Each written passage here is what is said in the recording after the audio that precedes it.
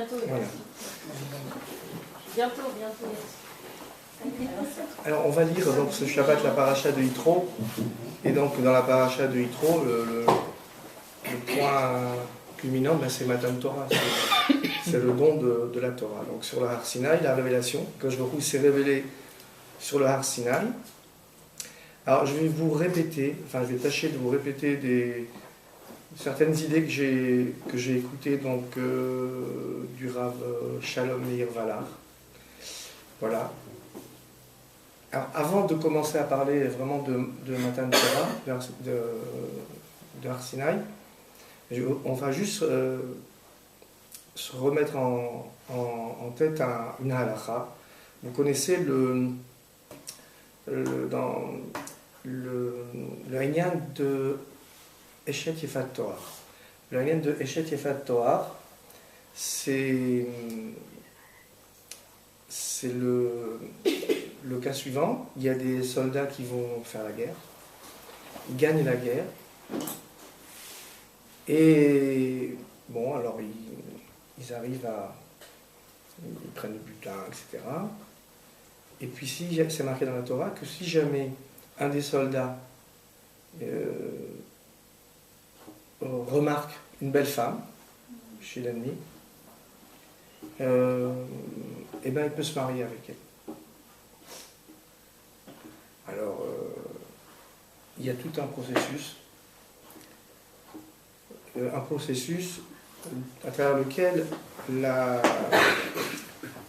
femme, elle va pas se soigner pour essayer de faire en sorte que ce militaire-là, il renonce. Parce que c'est pas quelque chose qui est souhaitable. Et si vraiment il veut l'épouser, bon, alors il va passer tout ce processus et il va l'épouser. Mais c'est marqué, les Chachamim disent que la Eshet Yefat Toar, c'est-à-dire la femme, la belle femme que ce soldat aura désiré, la Torah ne l'a permise que par rapport au Yetzer Hara, que par rapport à la difficulté que ce conquérant-là, ce soldat qui arrive, qui a gagné la guerre, etc., il va avoir de ne pas... de renoncer à cette femme. Il a un Yetzer Hara tellement grand que la Torah, elle a préféré lui permettre, mais c'est seulement qu'il négate son Yetzer Hara. D'ailleurs, c'est marqué dans la suite de la paracha, où on parle de Eshet Yefat Toar. Juste après, il y a la problématique de Ben Sorel Rumoré, un enfant qui est rebelle. Et on dit que le résultat, si jamais quelqu'un il s'entête et puis donc il se marie avec une Eshet Yefat Toar, eh ben il risque d'avoir un Ben Sorel Rumoré. Donc on voit que c'est quelque chose qui n'est pas souhaitable. La Torah n'aurait pas souhaité permettre cette union. Seulement elle l'a fait juste parce qu'elle a estimé que c'était trop difficile.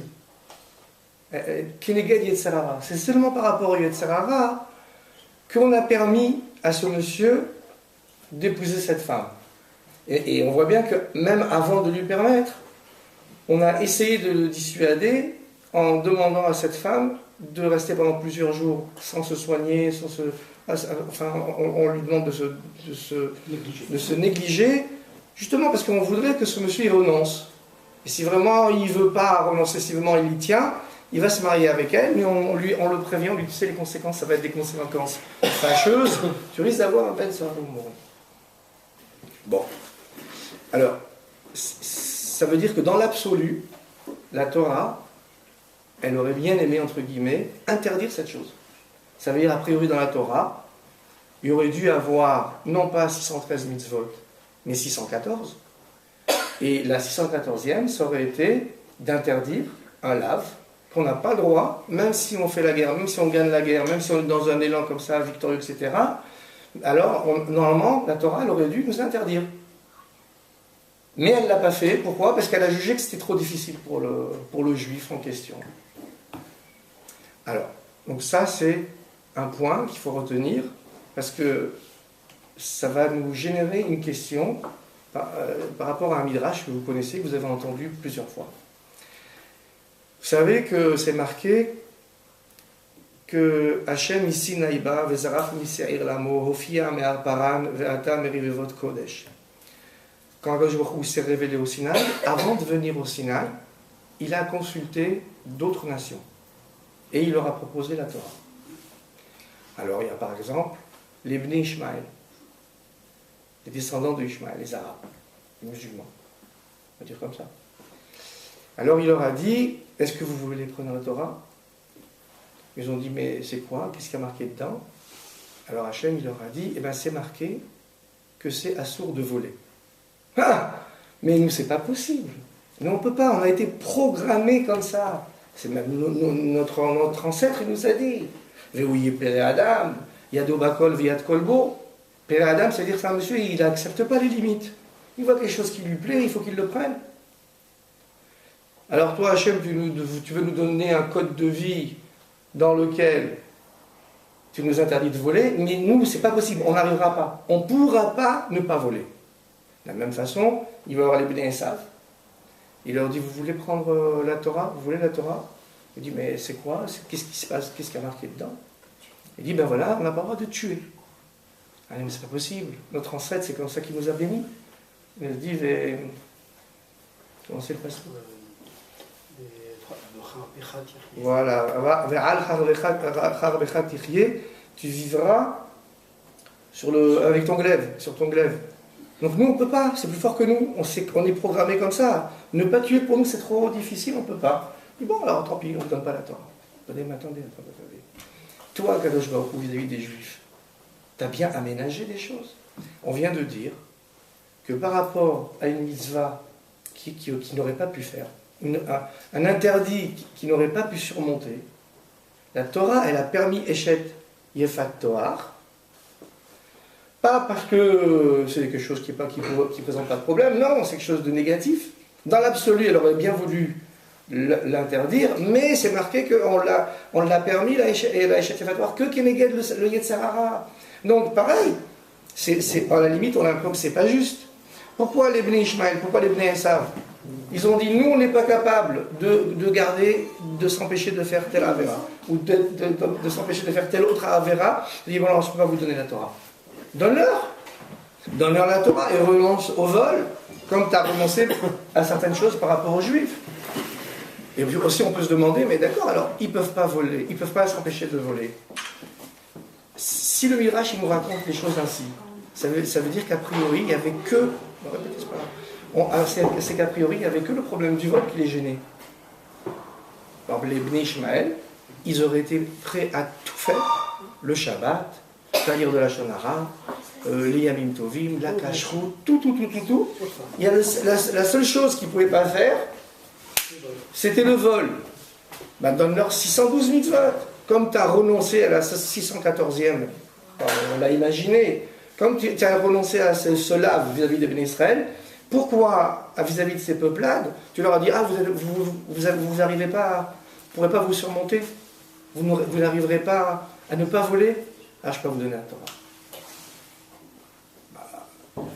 Et puis en plus, on a l'impression, Hachem, il arrive Davka, il leur demande qu'est-ce qu'il y a marqué dedans, il dit Davka, précisément, leur point faible. Alors est-ce qu'il voulait vraiment leur donner la Torah ou pas? Et s'il ne voulait pas leur donner la Torah, le Midrash, il ne va pas nous raconter qu'Hachem, il est allé consulter d'abord les autres peuples, il leur a proposé la Torah. C'est pas marqué qu'à la base, le monde il a été construit pour le Béni Israël, la Torah elle a été faite pour les Béni Israël. Oui. Est-ce qu'Akadosh Baruch Hu leur a demandé pour dire un jour, elle n'a pas été proposée par Hachem? Vous avez raison, Bishvil Israël. D'accord. Mais maintenant, qu'est-ce qu'on fait de ce Midrash? Ce Midrash, vous l'avez entendu déjà. Oui. Ce Midrash qui dit que Hachem, il a proposé la Torah à d'autres peuplades. Bonsoir. Et... il vient pas se plaindre un jour. Dire, oui, mais ça peut pas être comme ça peut pas être juste pour qu'ils viennent pas se plaindre. On peut pas expliquer les choses en disant que Hachem, il est venu avec hypocrisie et il a dit vous voulez la Torah en espérant qu'ils allaient dire non. Non. Si jamais Hachem il est venu leur dire est-ce que vous voulez la Torah, c'est que quelque part il avait l'intention de la leur donner si jamais ils avaient accepté. Et il y en chacun, il aura donné qu'un commandement, alors que les 613, on n'en parle pas. Il aura donné un commandement, est-ce que vous pouvez pas, par exemple, tuer? Alors, si pour un commandement, ils disent non... Ah non, non, c'est pas comme ça, non, Madame Benamou, c'est pas comme ça. Eux, ils ont dit, qu'est-ce qu'il y a marqué dans, c'est quoi ce code de loi? Hachem, il leur a dit, ben, dans ce code de loi, on n'a pas le droit de tuer ou on n'a pas le droit de voler. Eux, alors, ils ont dit, non, on n'arrive pas, on n'arrivera pas. Nous, on est fait pour voler. C'est dans nos gènes, on n'arrivera pas à surmonter cette passion-là. Mais si jamais le Midrash, il nous dit que c'est à cause de ça, à cause du vol, qu'Hachem, il n'aura pas donné la Torah, c'est que tous les 612 mitzvot, les 612 autres mitzvot, ils étaient acceptés. Ben oui, sinon ça n'a pas de sens de parler que du vol pour les Bnei Ishmael ou d'une autre avéra pour les autres peuplades. Donc ça veut dire, a priori, ils étaient à même, ils étaient prêts à accepter 612 mitzvot, mais pas celle-là. Et Hachem dit, ah, vous voulez pas celle-là, alors d'accord, tant pis, je vais aller voir quelqu'un d'autre. Alors nous, on a demandé, c'est pour ça qu'on a commencé avec Eshet Yefat Torah, on a dit, mais ça existe. Hachem, il a aménagé les mitzvot par rapport aux faiblesses du clan d'Israël. Alors c'est injuste. Pourquoi, si jamais on veut faire l'avocat du diable, on va dire, mais alors pourquoi à eux, tu leur as pas arrangé, tu leur as pas concédé, pourquoi tu n'as pas renoncé à ce l'optikzol, l'optiknov, et pourquoi au Bnei Israël, c'est pas bien. Eshet Yefat Torah. Normalement, ça aurait dû être une mitzvah, un commandement négatif. Tu as dit non, lo itra, comment c'est marqué? Lo itra, Eshet Yefat Torah, et là, keneged a Yetzirah. Ça veut dire que normalement, ça aurait dû être interdit, mais ils ne peuvent pas. Alors, puisqu'ils ne peuvent pas, on l'a permis. Eh bien, fait la même chose avec les autres peuplades, c'est injuste. Vous êtes d'accord qu'a priori, ça semble hyper injuste, ce comportement. Je vais juste, très très rapidement comme ça, on a vu déjà qu'il y a cette notion de Eshet Yefat Torah. Quand un militaire, il remporte la guerre et il voit parmi l'ennemi une belle femme. Et il veut l'épouser. Alors on lui dit que la Torah elle n'est pas tellement d'accord pour ça, mais elle l'a quand même permis à ce militaire, parce qu'elle a considéré qu'il n'arriverait pas à se contenir. Le Yetzirah étant tellement fort qu'on lui a permis. Et on lui demande à cette dame de se délaisser, de ne pas se soigner, pour en faire en sorte que ce monsieur, ce juif-là, il y renonce. Et s'il ne renonce pas, il l'épouse. Mais on l'avertit, fais attention. Les conséquences, elles risquent d'être désastreuses. Et c'est le problème du Ben Sera ou Moré. Donc on voit que la Torah, elle a aménagé les choses par rapport au Bnei Israël. Elle a considéré qu'il y avait un tel Yetzirah dans ce cas, qu'une chose qui aurait dû, dans l'absolu, être interdite, on l'a permise. Alors à cause de ça, on s'est demandé, dans ce fameux Midrash, pourquoi est-ce que Hachem n'a pas revu les choses vis-à-vis des Bnei Ishmael quand ils ont dit, nous, on ne peut pas s'empêcher de voler. Bon, ben d'accord, on va renoncer au vol. Ou alors, les 612 autres, on était prêts à les prendre. Donc c'est la question un petit peu qu'on s'est posée là. D'accord? Alors,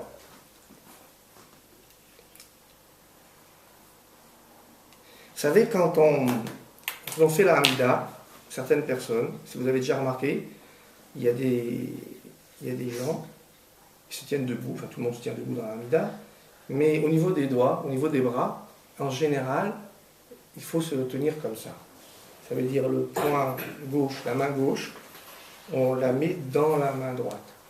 Et on fait la Hamida comme ça. Si vous avez jamais remarqué que les gens, regardez les hommes prier, vous verrez que très souvent c'est comme ça qu'on prie. Pourquoi? C'est valable pour les femmes? Je pense. Non, c'est pas obligatoire, hein. On peut prier comme ça, ou on peut prier comme ça. Mais c'est bien c'est marqué dans la halakha que c'est bien de tenir le bras. Alors, c'est quoi le symbole de cette chose, de cette posture? C'est que la main gauche, le côté gauche, c'est le côté où se trouve le cœur étant le siège des pulsions. Alors, on va le le maîtriser, et avec la droite qui est le symbole du Sechel, on va dire que notre but, c'est de contrôler nos pulsions. Et c'est pour ça qu'on dit, par exemple, les tzadikim, libam birshutam. Leur cœur, ils sont maîtres de leur cœur, de leur pulsion. Et les Rechaim, Rshutam belibam. Et les Rechaim, c'est le cœur qui les dirige, et c'est le contraire. Eux, si jamais quelqu'un avait conscience qu'il était rachat, il devra prier comme ça. Non. Alors il faut faire comme ça pour dire, non, et c'est le Sechel qui doit avoir le dessus sur le lève. Et ça, c'est ce qu'on appelle l'ibam birshutam. Alors, j'ai pris mes notes sur le portable, c'est pour ça à chaque fois je regarde. À propos des Havot. Alors vous savez que les Havot, on dit que les Havot c'est le Merkava. Les Havot c'est la voiture, le char de Akadosh Baruch Hu. À propos des Havot, vous savez quand Yaakov Avinu il a dormi et il a fait le rêve du Soulam, de l'échelle. C'est marqué dans les Psukim. Vehine Hashem Nitzav Alav. Et voici que Hashem, il se tient sur lui. Sur qui? Sur Yaakov Avinu Chazak. On voit que les Havot, il y a d'autres occurrences comme ça dans la Torah où on voit que les Havot, vis-à-vis d'Hachem, Hachem il est sur eux. Ils ont placé leur Dieu, que je vois beaucoup, sur eux.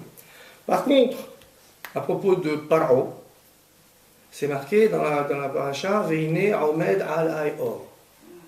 Que Paro, lui, il se tenait sur le fleuve. Alors qu'il était son Dieu. Sachant que le fleuve, c'était une divinité. Ouais.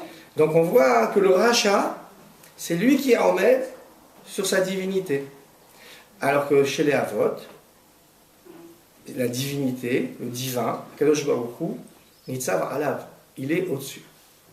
Alors qu'est-ce que ça veut dire tout ça? Qu'est-ce qu'on doit faire de ce constat-là? Alors, il a dit quelque chose de très sympathique, le Rav Shalom Meir-Valach, il a dit la chose suivante. Les Havot, c'est le Merkava. Le Merkava, c'est un char. Ou une voiture. Nous, on a plus, dans notre vécu, on comprend mieux les voitures, puisqu'on les utilise. Qu'est-ce que c'est qu'une bonne voiture? Un bon père, une bonne voiture. C'est quoi une bonne voiture? Alors, dans la voiture... Qui guide. Un bon moteur. Un bon moteur. Ah, mais il n'y a pas que ça. Les vitesses, autant de vite. C'est quelque chose qui nous guide bien. Qui nous guide, oui. Qui nous met en sécurité. Quelque chose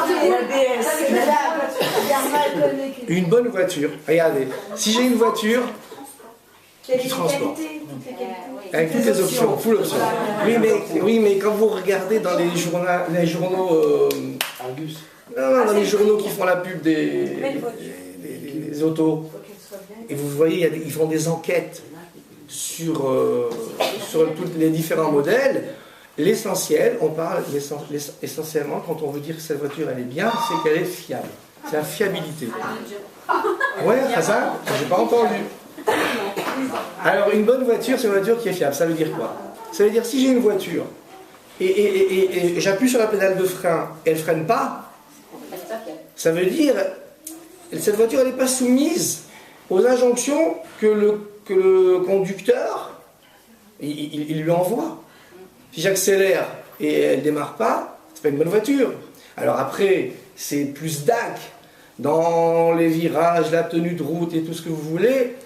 Il y a des finesses. Mais plus le Merkava, plus la voiture, plus le char, on va dire que c'est un bon char, tout va dépendre de la fiabilité. Est-ce qu'il réagit bien par rapport au conducteur? Est-ce que le conducteur, il va lui demander?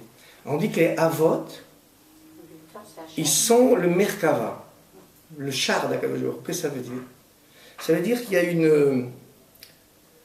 une complicité entre la volonté d'Akadosh Baruch Hu et la réaction de ce char, de ce Merkava, vous voyez? Et donc, c'est pour ça qu'on dit que les Avot, c'est le Merkava.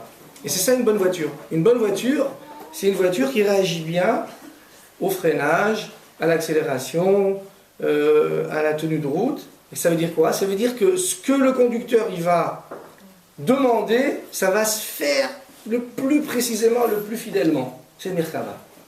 Alors quand on dit que les Avot, c'est le Merkava d'Akadosh Baruch Hu, eh bien ça signifie ça. Ça veut dire que les Avot, ils ont complètement soumis leur volonté à la volonté d'Akadosh Baruch Hu. Et c'est pour ça qu'on les appelle le Merkava. Et cette idée-là, on la retrouve encore dans la divinité égyptienne. Qu'est-ce que les Égyptiens... C'était quoi la divinité, la Odazara de l'Égypte? Le Yéhor, le Nil, Paro, il prétendait que c'était lui qui était à la source du Nil. Oui, il disait que c'était Mais il y avait... le Dieu. Voilà. Ouais, parce qu'il se prenait lui-même pour un Dieu. Ouais. Mais il y avait en Égypte une divinité, une Avodazara, c'est laquelle? Ah non, c'est la sorcellerie qui était leur... Qu'est-ce qu'Akadosh Baruch Hu nous a demandé de faire avant de partir d'Égypte? Le veau. Pas un veau. Non. Pas le veau. L'agneau. Comment ça s'appelle l'agneau en hébreu? C. Kéves, ouais, C. Dans la Torah, ça s'appelle C. Les Égyptiens, ils avaient pour divinité quoi? Le C. Oui. C'est pour ça qu'il fallait le tuer pour tuer leur Dieu. Oui. Voilà. C'était un message fort. Oui. Hachem, il a dit, vous allez partir et vous allez sacrifier leur divinité pour dire que là-dedans, il n'y a rien du tout, c'est des ch'touillottes. Mais en tout cas, leur divinité, c'était quoi? C'était un C. Et nous, le clan d'Israël, vis-à-vis d'Akadosh Baruch Hu, on est comparé à quoi? Vanahnu Amo Vesol Marito. Nous sommes le C d'Akadosh Baruch Hu. Ken? Nous, on peut parler en hébreu, bientôt il faut s'habituer, vous savez. Quand je parle d'Israël, je reviens, je parle en hébreu. Ah, vous pouvez parler en hébreu, j'arrive à... Ken, ça va, on comprend. Donc regardez, le C, c'est la divinité des Égyptiens, d'une part. Mais nous, vis-à-vis de notre divinité, vis-à-vis de notre divin, vis-à-vis d'Akadosh Baruch Hu, nous, on est un C. Comme c'est marqué dans le Télim, on est Son Marito. Qu'est-ce que ça veut dire? Qu'est-ce que ça vient symboliser quoi tout ça? Qu'est-ce que c'est qu'un C? Un mouton, c'est quoi? Ça représente quoi un mouton? Docilité. Une docilité. Est-ce qu'il a une DA personnelle? On dit les moutons parlent une jonche. Ça veut dire celui qui n'a pas de personnalité, il suit le mouvement, et tout ce qu'on lui impose, il accepte. Alors c'est un C, c'est un mouton. Le clan d'Israël vis-à-vis d'Akadosh Baruch Hu est considéré comme un C. C'est la même idée. Ça veut dire nous, on a d'emblée accepté la direction, la soumission, on s'est soumis à Akadosh Baruch Hu. On est le C de Akadosh Baruch Hu. Ce qu'il va nous dire, on va le faire. Par contre, les Égyptiens, Paro, ils ont fait exprès de choisir une divinité qui n'a pas beaucoup de personnalité, justement parce que eux, au fond d'eux-mêmes, qu'est-ce qu'ils veulent? Ils veulent faire ce qu'ils veulent. Ils veulent faire ce qu'ils ont envie de faire, et rien d'autre. C'est pour ça que leur divinité, c'est le C. Parce qu'on peut s'arranger avec un Dieu qui ressemble à un mouton, qui est très docile. Alors, c'est exactement ça, le Haïnian du Midrash. Le Midrash, il a dit comme ça, il a dit Hashem Isinaïba, Vezarach Niseir, Vezarach Niseir Lamo, Ofia Me'aparan, donc il est allé consulter les autres nations. Les autres nations, quand il est allé par exemple voir les Bnei Ishmael, un jour où il avait la volonté ferme, s'ils avaient bien réagi, il leur aurait donné la Torah. C'est pas une mascarade. C'est pas seulement pour dire hey, on vous l'a proposé, alors maintenant taisez-vous. Non. S'ils l'avaient accepté, s'ils avaient bien réagi, on leur aurait donné la Torah. Seulement le problème, c'est que eux, qu'est-ce qu'ils ont dit? Ils ont dit Maktivbe. Qu'est-ce qu'il y a marqué dedans? Mais pourquoi tu demandes qu'est-ce qu'il y a marqué dedans? Si ta préoccupation c'est de savoir qu'est-ce qu'il y a marqué dedans, c'est que toi, tu feras que ce que tu veux. Ça veut dire que tu n'auras pas une soumission, tu n'auras pas une akhna'a totale vis-à-vis de la Kadosh Baruch Hu. Parce que si jamais tu dis qu'est-ce qu'il y a marqué dedans, ça veut dire que tu poses ça comme un a priori que tu accepteras de faire que ce qui te convient. Alors on ne peut pas te la donner. On ne peut pas la donner ni au Bnei Ishmael, ni au Bnei Issa, etc. Quand il est allé voir les Bnei Israël, qu'est-ce qu'ils ont répondu les Bnei Israël? Naaseh v'nishma. Ça veut dire, eux, ils ont dit, nous, vis-à-vis de toi, on va être un mouton. Alors là, il leur a donné la Torah. Alors, qu'est-ce que ça fait tout ça? C'est-à-dire que c'est effectivement, par exemple, d'autres années, on avait dit, mais les Bnei Israël, ils volent parfois, ça arrive qu'ils volent. Les Bnei Israël, ça arrive qu'ils tuent. Tous les problèmes de ces nations-là, ils existent dans le clan d'Israël. C'est pas pour autant qu'ils cessent d'être des Juifs. Israël Shechata, Filou Shechata, Israël. Alors ça aussi, on avait l'impression que c'était une injustice. Eux, ils ont été disqualifiés parce qu'ils ont dit non, nous, on ne peut pas s'empêcher de voler. Mais il y a des Juifs qui ne peuvent pas s'empêcher de voler. Et il reste des Juifs. Mais c'est pas pareil. Parce que les Juifs, au Har Sinaï, ils se sont engagés, ils ont dit nous, on va se comporter. Nous, on est ton sol. Nous, on est ton sol. Sol marito. Et ça veut dire quoi? C'est-à-dire qu'un Juif, même quand il va voler, ou quand il va tuer, ou quand il va faire une avéra, il sait au fond de lui qu'il a raté. Il sait qu'il est en situation d'échec. Alors même s'il va justifier, même si extérieurement il va essayer d'expliquer pourquoi il a fait ceci ou cela, mais il sait que c'est pas ça. C'est pas ça. Jamais il m'a demandé de ne pas faire, et moi j'ai fait, donc je suis pas un bon juif. Et donc ça leur permet de rester juifs, même s'ils se retrouvent dans les mêmes travers qui ont fait que les autres peuplades n'ont pas mérité. Mais la grosse différence, c'est quoi? C'est qu'une fois, d'emblée, ils ont dit, ok, là, c'est Benishma. D'accord? Et avec ça, on peut comprendre une chose qui est très, très... Le Gaon de Vilna, il dit que comment ça se fait que de tous ces peuples-là, il y a des gens qui viennent se convertir? Le Gaon de Vilna, il explique que, par exemple, si un musulman maintenant il veut se convertir au judaïsme, ou si un chrétien il veut se convertir au judaïsme, d'où ça vient tous ces gens-là? Eh bien, il explique que c'était des gens qui, à l'époque, eux, ils n'auraient pas répondu qu'est-ce qu'il y a dedans.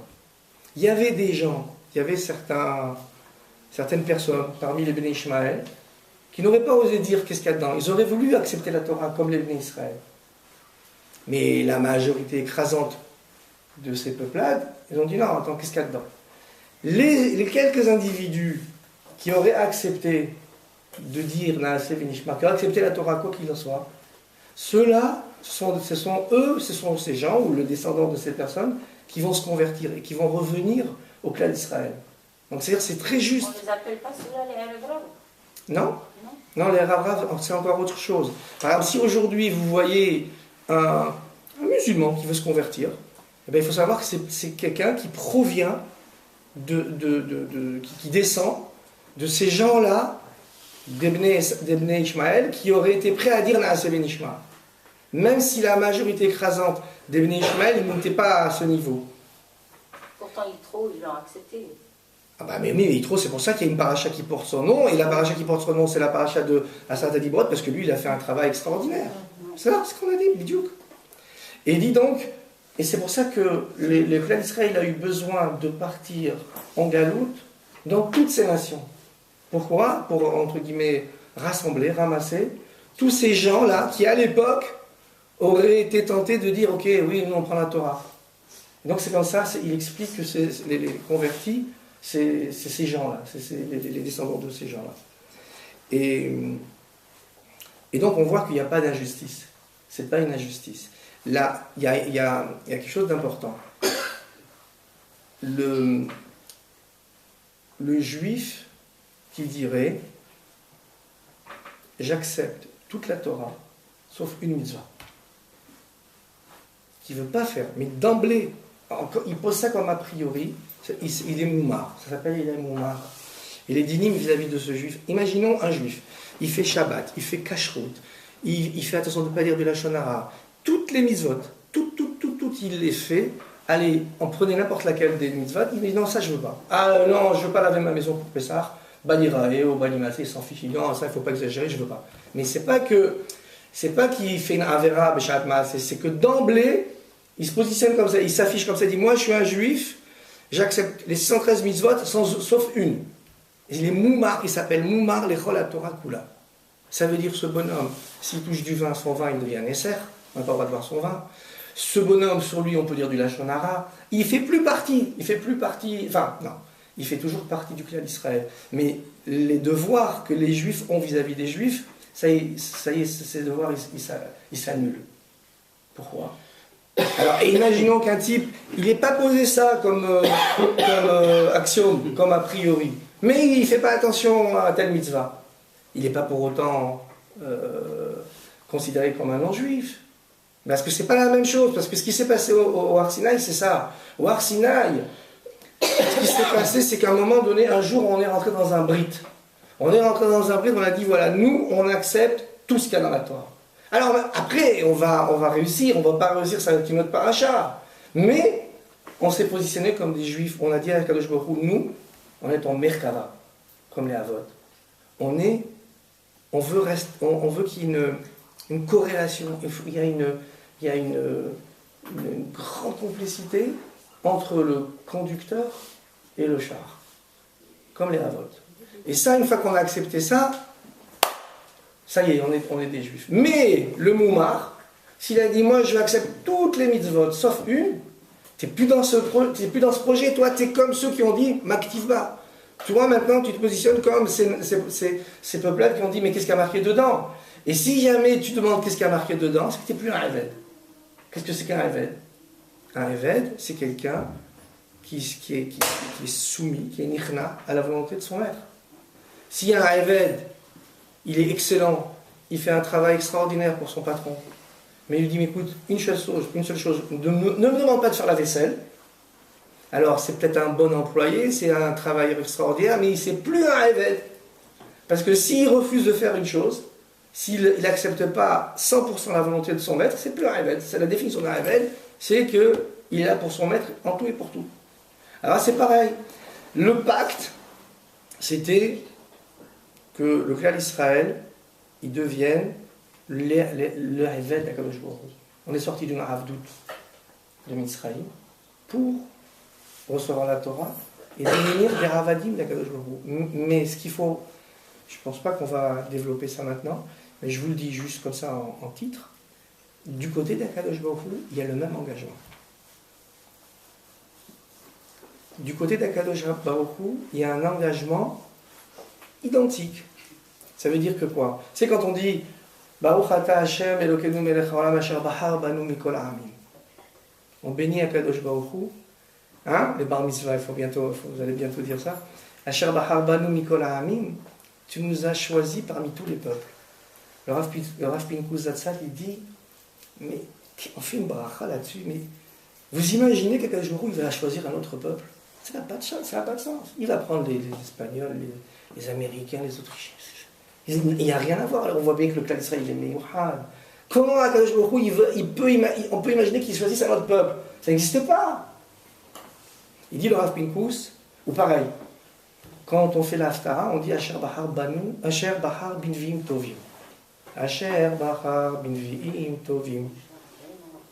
Alors, on bénit Hachem qu'il a choisi les bons prophètes. Alors, il demande aussi le Rav Pinkus de Miyaina Vamina, est-ce qu'on imagine qu'Akadosh Baruch Hu, il va choisir les faux prophètes? Qu'est-ce que c'est cette bracha? Ça n'a pas de sens. Il dit non. Ici, qu'est-ce qu'on veut dire à travers ces phrases? Qu'est-ce qu'on veut dire quand on loue Hachem d'avoir choisi? C'est pas par rapport au choix. Le choix, il s'impose. On ne peut pas choisir des prophètes qui sont des menteurs. On ne peut pas choisir un autre peuple que le clan d'Israël. Mais c'est dans la qualité du choix. Quand on dit Baruch Ata Hashem Asher Bahar Banu, on veut lui dire tu nous as choisis, le lien est indélébile. On ne peut pas revenir là-dessus. Le lien que tu as scellé avec nous, il est indélébile. Et donc pareil, nous on s'est engagé 100% vis-à-vis d'Akadosh Baruch Hu. Akadosh Baruch Hu, il s'est engagé 100% vis-à-vis de nous. Je vous donne un autre exemple, comme ça, puis peut-être après on s'arrêtera avec ça. Non, donne un exemple, après je vous dis autre chose. C'est marqué, vous savez qu'au moment de Kriyat Yam-Souf, il y a ce qu'on appelle un kitroug. Ça veut dire il y a une accusation dans le ciel, il y a eu un fracas, une grande discussion. On est venu dire à Kadosh Baruch Hu, mais pourquoi tu délivres ces juifs-là? Qu'est-ce qu'ils ont de mieux que les Égyptiens? Ça c'est des Avodé Avodazara, ça c'est des Avodé Avodazara. Ah, il a répondu alors. Il a expliqué le Rav Shalom Valach, il a dit, on apprend de la Gemara d'ailleurs, à propos de la destruction du Beth Amikdash, du premier, que quand la Midat Ad-Din, elle est saisie, on est obligé de lui répondre. On est obligé de lui répondre. Et si on ne lui répond pas, si on ne lui apporte pas un argument de poids, alors Chas Shalom, elle exige ce qu'elle est venue réclamer. Et elle obtient. Ça, on l'apprend de la destruction du premier Beth Amikdash. Quand le premier Beth Amikdash il a été détruit, alors aussi il y a eu un fracas céleste comme ça. La destruction du monde, le Maboul. Ah, peut-être aussi. Non, je ne sais pas. Peut-être au Maboul. Je sais que pour la Gemara, je pense que dans Sanhedrin, elle raconte que avant la destruction du premier Beth Amikdash, la Midat Ad-Din, elle a été saisie, elle s'est exprimée, et on lui a répondu, on lui a dit, mais écoute, regarde, il y a des tzadikim, tu ne peux pas punir les tzadikim. Il y avait des grands tzadikim à cette époque, des grands rabbanim, des gens très très puissants. Alors on lui a dit, mais on ne va pas détruire ces gens. C'est vrai qu'il y a des avérotes, mais tu ne peux pas détruire ces tzadikim. Alors, la Midat Ad-Din, qu'est-ce qu'elle a dit? Elle a dit oui, mais ils auraient dû réprimander, ils auraient dû être mouchiar. Et ils ne l'ont pas fait. Il n'y avait pas de réponse à ça, et le Beth Amikdash il a été détruit. Donc, normalement, c'est un klal, c'est-à-dire c'est une généralité, une règle, qui dit que quand la Midat Ad-Din, elle s'exprime, quand Kadosh Baruch Hu, il a permis à ce que la Midat Ad-Din, elle s'exprime, on doit lui amener une réponse. On doit répondre à ses arguments. Et si on n'amène pas à Chas Shalom une réponse à ses arguments, eh bien ça y est, le psa qui tombe, Chas Shalom. Alors là aussi, au moment de la sortie d'Égypte, la Midat Ad-Din, elle est venue, elle a dit, mais attends, quelle différence? C'est que les Juifs, on dit que si jamais à Kadosh Baruch Hu, tu ne nous avais pas sortis, on aurait été perdus, on aurait été des Égyptiens, ils avaient atteint quasiment un point de non-retour. Alors c'est qu'ils étaient comme des Égyptiens. Alors la Midat Ad-Din, elle est venue dire, mais qu'est-ce que tu prends cela? Pourquoi eux et pas les autres? Eh bien, il n'y a pas eu de réponse. Il n'y a pas eu de réponse. Et qu'est-ce que ça veut dire qu'il n'y a pas eu de réponse? Il y a un midrash qui dit, Rashi il ramène ce midrash, il dit qu'à Kadosh Baruch Hu, avant de nous donner les 10 commandements, avant de nous donner à Satra Debrot, il a dit, je vous ai pris sur les Kanfei Nesharim. Je vous ai sorti d'Égypte sur les ailes des aigles. Rashi, il ramène ce midrash. Pourquoi sur les ailes des Nesharim, des aigles? Alors il explique que l'aigle, c'est l'oiseau qui vole le plus haut. Il vole le plus haut que tous les autres oiseaux. Et donc, le seul prédateur qu'il craint, c'est l'homme.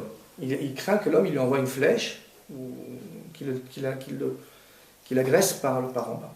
Alors, il met ses oiseaux sur le dos.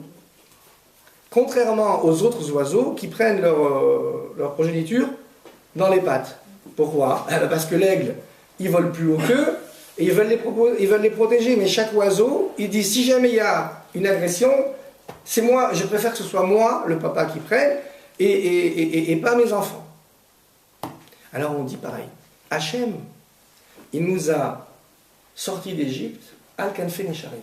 Il nous a pris sur les ailes des aigles. Et à quoi ça correspond? Eh bien, vous savez que quand on est sorti d'Égypte, Akadosh Baruch Hu nous a protégés par les Anané Kavod, avec les nuées. Et c'est marqué que les Égyptiens, quand ils ont voulu rattraper les Bnei Israël, ils ont envoyé des flèches sur les Juifs, mais les Anané Kavod, ils arrêtaient les flèches. Alors il dit, c'est pareil. Il dit, c'est pareil. Pareil que l'aigle. Il a dit à Kadosh Baruch Hu, les Ananim, les nuées, c'est ce qui symbolise la présence divine, la Shrina.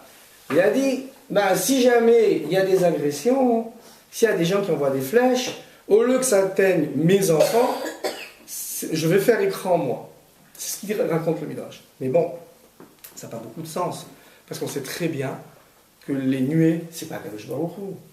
C'est quoi ces flèches? Et Kadosh Baruch Hu, il a dit, moi je vais me mettre en avant. Mais Hachem, il ne s'est pas mis en avant. Il a empêché que les flèches atteignent les bénis Israël avec ces nuées. C'est vrai que ces nuées symbolisent la protection divine, mais ce n'est pas Hachem. Alors on dirait qu'il y a un décalage entre cette image-là de l'aigle, qui préfère recevoir la flèche envoyée par l'homme pour protéger ses enfants, et puis c'est Hanani Kavod. Alors, je ne sais plus au nom de qui il a ramené ça. Il a dit que où est-ce qu'on voit que Kadosh Baruch Hu, il a protégé les bénis Israël par rapport à ça? C'est quand il n'y avait pas eu d'argument à ramener vis-à-vis de cette Midat Hadin. Et c'est l'exception qui est venue confirmer cette règle. Effectivement, Kadosh Baruch Hu a dit, écoutez, moi, je veux sauver les bénis Israël. Il y a la Midat Hadin qui dit, mais ils sont comme les Égyptiens. Eh bien, je m'en fiche. Allez, dites que moi, j'ai pas géré le monde que j'ai créé comme je l'avais prévu. Envoyez-moi vos reproches.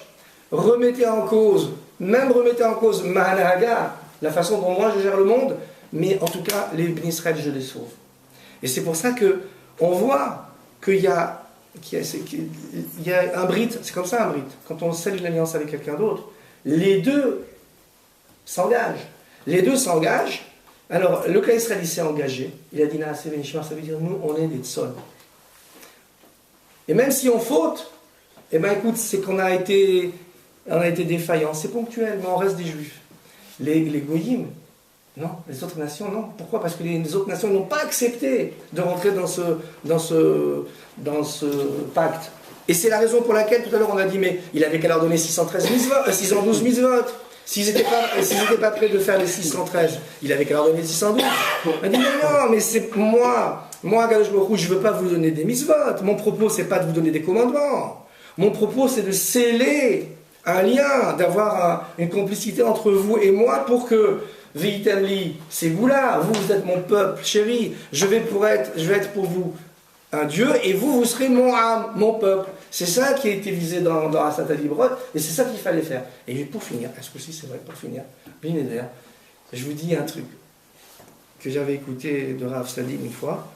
Il avait dit que la Torah a été donnée sur Har Sinaï, mais c'est pas Rav Sadi, il l'avait rapporté. Parce que la Gemara, elle dit, pourquoi Sinaï? Parce que quand la Torah elle est descendue sur le Har Sinaï, Yarda Sinaï. Il y a la haine de tous les peuples. Ils ont commencé à nourrir des sentiments haineux vis-à-vis des bénis Israël. Alors, il dit parce que la Torah, elle a remis en cause toutes les idéologies qui existaient avant, la façon de concevoir, la plus belle façon de concevoir l'homme, avec un grand H, c'est devenu caduc. Maintenant, la Torah, elle a proposé quelque chose d'extraordinaire. Donc, ils se sont sentis... C'est comme si dans la classe, une fois, il y a un type qui vient d'un autre établissement, il est plus fort que tout le monde, alors on ne peut pas le piffrer. Il y a une autre explication qui dit que les autres nations, ils en veulent au Béni Israël. Pourquoi? Parce que eux, quand ils ont failli, ils ont été exclus. Et les Béni Israël, ils voient que des fois, ils ne respectent pas la Torah, des fois, ils font des avérotes, mais il reste toujours des juifs. Et Akadosh Baruch Hu, il ne remet pas en cause l'alliance qu'il a scellée avec eux, et ça les rend fous. Il dit, nous, allez, Esav, il a vendu son droit d'aînesse, tout ce que vous voulez, à chaque fois qu'il y a eu les pères des autres nations qui ont été exclus, il dit quoi? Nous, on fait une erreur, recalée. Et eux, ils se privent de voler, ils se privent de tuer, ils se privent de manquer à certaines règles de la Torah, mais Akadosh Baruch Hu, tu les gardes quand même. C'est insupportable. S'ils ne comprennent pas, c'est qu'à l'origine, le pacte, il a été différent. Ils n'ont pas rentré dans le même rythme que les bénis Israël. Voilà, j'arrête. Comment? faut continuer. Ben, tu viendras la prochaine fois. D'accord.